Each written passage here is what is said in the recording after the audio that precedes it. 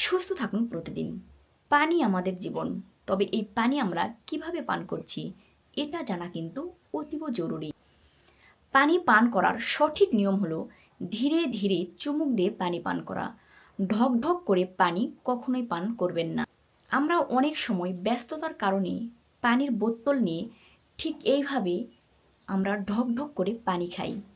এটা কিন্তু কখনো করা যাবে না। এছাড়াও পানি পান করার সঠিক নিয়ম হলো আমরা বসে থেকে পানি পান করব।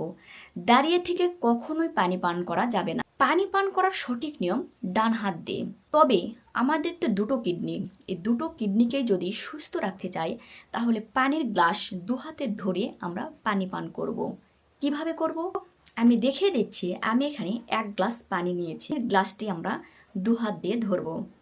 এরপর আমরা কিন্তু চুমুক দিয়ে পানি পান করতে পারি। এভাবে আমরা মুখে নিয়ে চুমুক দেব।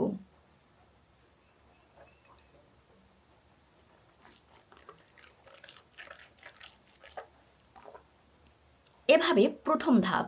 পানি মুখে নিয়ে কুলি করে খেলে আমাদের মুখের যে নালা তা সহজেই ভিতরে যায়, যা আমাদের রোগ প্রতিরোধ ক্ষমতা বৃদ্ধি করে এবং আমাদের হজম শক্তির উন্নতি করে।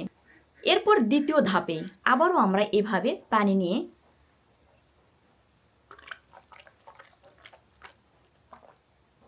খাবো। তৃতীয় ধাপে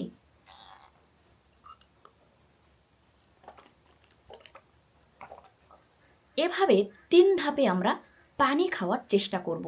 এরপর আপনি পুরো গ্লাস ধীরে ধীরে খেতে পারেন। আমরা খাবারের মাঝখানে কখনোই পানি পান করব না।